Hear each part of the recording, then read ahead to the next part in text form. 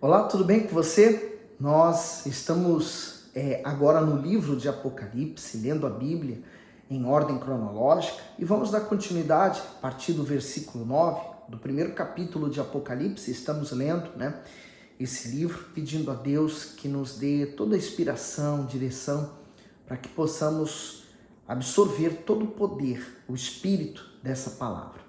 Se você tem gostado, dá o seu gosto, partilhe esse vídeo com mais pessoas, tá bom? Senhor meu Deus, nós estamos aqui meditando nesse livro tão especial, o livro do Apocalipse.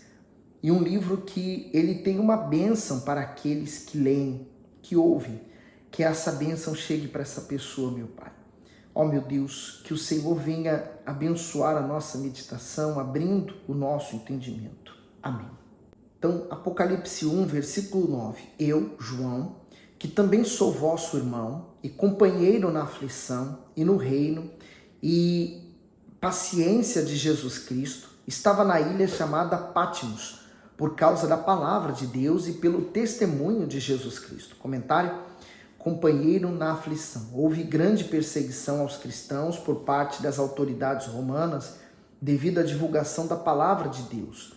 Assim, por não negar o Senhor Jesus, João foi exilado em uma pequena ilha que servia de prisão, chamada Patmos.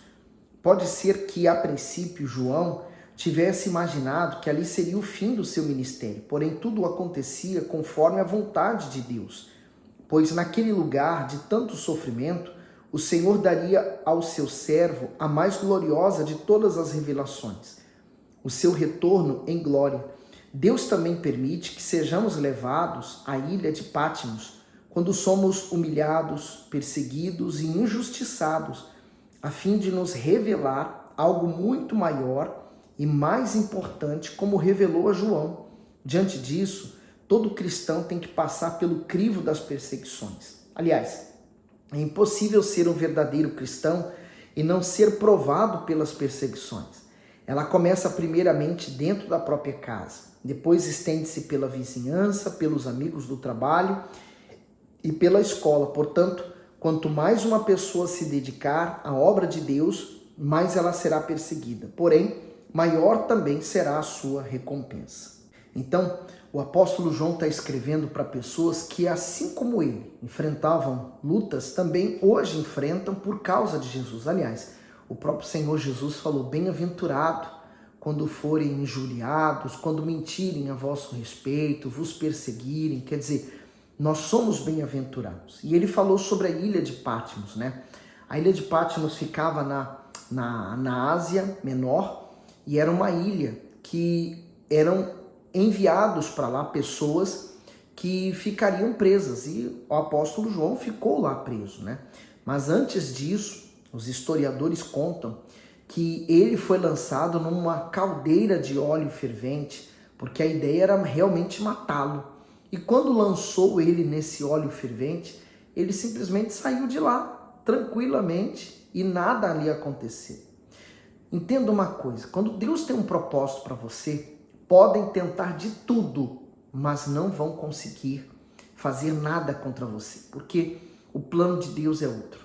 Então, esteja nas mãos de Deus. Então, ele foi mandado para essa ilha e lá ele pôde, então, ter a maior de todas as revelações. E aí no 10 ele diz: e fui arrebatado no Espírito, no dia do Senhor, e ouvi de trás de mim uma grande voz como de trombeta. Comentário do 10, fui arrebatado no Espírito. João teve os seus sentidos elevados a outra dimensão pelo Espírito de Deus, onde pôde ver e ouvir extraordinárias revelações da parte do Senhor Jesus. A menção ao dia do Senhor não estava relacionado ao primeiro dia da semana, e sim ao grande e terrível dia dos juízos do Senhor, ou o dia da grande tribulação. A grande voz, como de trombeta, foi uma comparação feita por João para demonstrar a grande força e o poder das palavras que saíam da boca do grande rei e Senhor. Bom, vamos entender. Primeiro, ele foi arrebatado pelo Espírito Santo, né? Ele foi levado para esse lugar. E ouvi, e ele fala no dia do Senhor, né? Vamos primeiro nesse dia, o dia do Senhor. Por quê? O Apocalipse anuncia também o julgamento, né? O Senhor Jesus veio primeiramente como cordeiro sendo oferecido para os nossos pecados, mas agora ele vem como rei, senhor e juiz para julgar. Então é o dia do Senhor. E ele falou: "Vi detrás de mim", quer dizer, a voz de Deus, ela fala conosco para nos conduzir. Ela fala conosco para nos mostrar o caminho, né? Ele não vai à frente, mas ele vai atrás orientando, é uma voz. Então, se você está tão envolvido com outras vozes deste mundo, você não vai conseguir discernir a voz de Deus. Por isso, nós precisamos e priorizamos o batismo com o Espírito Santo. É Ele quem vai conduzir você à sua vida na fé, aos caminhos certos, aos pastos verdejantes. No 11 ele diz, que dizia: "Eu sou o Alfa e o Ômega, o primeiro e o derradeiro. E o que vês, escreve num livro e envia às 7 igrejas que estão na Ásia, a Éfeso, a Esmirna, e a Pérgamo, e a Tiatira, e a Sardes, e a Filadélfia, e a Laodiceia." O comentário diz o seguinte: "O que vês, escreve num livro."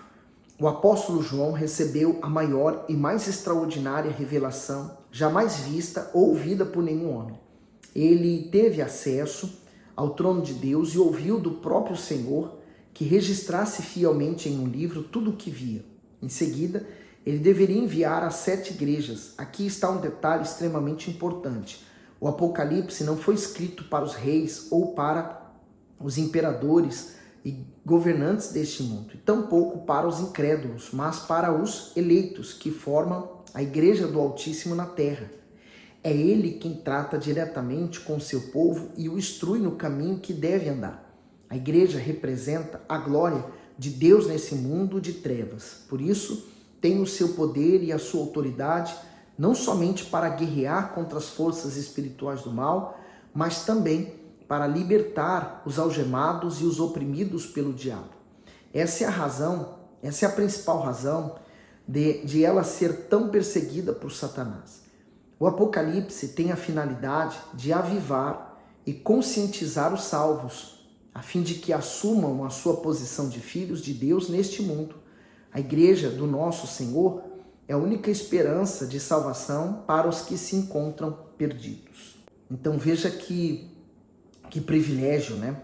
Que ele também está tendo. Agora ele vai escrever e envia às 7 igrejas. Então são 7 cartas, e os próximos vídeos, quando formos ler as cartas, eu vou ler uma carta por vídeo, né? Melhor assim, para que nós venhamos nos aprofundar mais no que o Senhor Jesus quer transmitir. Cada igreja, ela representa hoje um tipo de cristão, né? Uma forma, um comportamento da igreja dos dias de hoje. No 12, diz: e virei-me para ver a voz que falava comigo, e virando-me, vi 7 castiçais de ouro. O versículo 12, o comentário diz: os 7 castiçais de ouro simbolizam as 7 igrejas da Ásia, que representam a igreja do Senhor Jesus de todos os tempos. Assim como o castiçal tem a função de levar luz ao ambiente onde é colocado, a igreja tem a responsabilidade de iluminar com a palavra de Deus os que estão nas trevas. O 13. E no meio dos 7 castiçais, um semelhante ao Filho do Homem, vestido até os pés de uma roupa comprida e cingido pelo peito com um cinto de ouro. Comentário: o Filho do Homem é uma referência ao Senhor Jesus, que é descrito nesta visão como sacerdote, rei e juiz. A roupa comprida que o vestia e o cinto de ouro que cingia o seu peito apontam para a sua grandeza, para o seu poder, para o seu domínio e para a sua majestade. João teve uma visão magnífica do Filho de Deus glorificado e exaltado pelo Pai. Por isso que não combina a imagem do Jesus que é transmitido para nós em livros, filmes, na própria religião, né? O Deus glorificado, o Senhor Jesus glorificado, é completamente diferente. Olha só a imagem que o apóstolo João descreveu do nosso Senhor Jesus, né? Uma imagem completamente diferente daquela que nós temos conhecimento. 14. E a sua cabeça e cabelos eram brancos como lã branca, como a neve, e os seus olhos como chama de fogo. O comentário diz: os cabelos brancos como lã branca apontam para o indescritível fulgor da glória celestial do nosso Senhor. O branco resplandecente dos seus cabelos revela também a sua eternidade, sabedoria, pureza e santidade.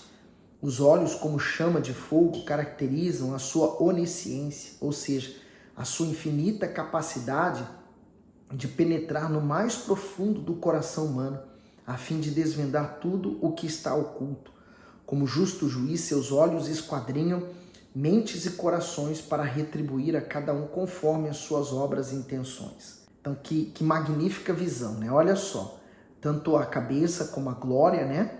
E os olhos como de fogo, né? Os olhos dele que olham e prescrutam, né? Todo o nosso ser. Ele sabe o que se passa dentro do nosso coração. No 15, e os seus pés, semelhante a latão reluzente, como se tivessem sido refinados numa fornalha, e a voz como a voz de muitas águas. O comentário diz: os pés semelhante a latão reluzente caracterizam o Senhor Jesus como juiz. No passado, o latão era colocado na fornalha até adquirir um brilho resplandecente. João usou uma linguagem simbólica para descrever o que via. Por ser justo e santo em todo o seu proceder, o Senhor não tolera a iniquidade. Por isso, ele pisará e julgará todo o pecado cometido pelo ser humano. Já a voz, como de muitas águas, simboliza o juízo de Deus. Nada nem ninguém será capaz de impedir o derramamento do seu juízo, pois a voz poderosa do Senhor já o decretou. Me faz lembrar que o Senhor Jesus, no último dia da festa, ele deu um brado dizendo: quem tem sede, vem a mim e beba. Então, aqui está, né, a voz como de muitas águas. Por isso que a palavra de Deus tem um poder tão grande de nos saciar. Eu já vi muitos autores de livros, né, que eram céticos, pessoas que não criam em Jesus, aliás, consideravam até uma farsa. E eles decidiram, por alguma razão, investigar os evangelhos e conseguir contribuir para aquela ideia que eles tinham de que Jesus era uma farsa, que os evangelhos eram uma mentira. E quando eles começaram a investigar, eles se converteram a Jesus. Jesus se apresentou para eles. Então, a palavra de Deus realmente ela nos sacia a sede. 16. E ele tinha na sua destra 7 estrelas, e da sua boca saiu uma espada aguda de 2 fios, e o seu rosto era como o sol, como na sua força resplandecente. O comentário: as 7 estrelas representam os pastores ou mensageiros de cada igreja, e eles são vistos sobre a mão direita do Senhor Jesus, o que significa que estão sobre os seus cuidados e proteção. O Senhor tem muito amor e zelo pela vida dos seus servos, pois estes são os seus instrumentos neste mundo para anunciar o precioso evangelho da salvação aos perdidos. A espada aguda que sai da boca do Senhor Jesus é a palavra de Deus, que tem autoridade para corrigir e disciplinar a igreja do Senhor. Como uma espada afiada, a palavra remove todos os pecados daqueles que submetem sua vida a ele. Ao contemplar o rosto de Jesus, João o comparou ao sol que resplandece com toda a sua força. Esse brilho intenso em sua face demonstra sua santidade, glória e justiça sem igual. João, juntamente com Pedro e Tiago, já havia visto o mesmo resplendor em seu rosto no Monte da Transfiguração. Então, ele é o que tem nas mãos as 7 estrelas, né? O cuidado e a direção também. E ele diz: da sua boca saía a espada, né? Por isso que nós temos que estar sempre mergulhados na palavra de Deus e avaliando, né, a nossa vida de acordo com ela. E ele diz: o rosto era como o sol, quer dizer, a justiça. No 17, e eu, quando vi, caí a seus pés como morto, e ele pôs sobre mim a sua destra, dizendo-me: não temas, eu sou o primeiro e o último. 17, o comentário: caí a seus pés como morto. O apóstolo João não resistiu de pé diante de tamanha glória. O temor invadiu seu ser de tal maneira que mexeu com toda a sua estrutura. Com certeza, reconhecendo ser um mísero pecador, João se sentiu indigno de contemplar toda a santidade do Filho do Deus eterno. A visão do Senhor Jesus, em toda a sua magnitude e majestade, era algo inigualável. Quem não temeria diante de tamanha grandeza? A reação de João foi a mesma de Daniel, pois também lhe faltaram forças físicas ao receber as revelações do Senhor. Está lá em Daniel 10. João só teve o seu coração tranquilizado quando o Senhor Jesus pôs sobre ele a sua mão direita, dizendo: não temas, eu sou o primeiro e o último.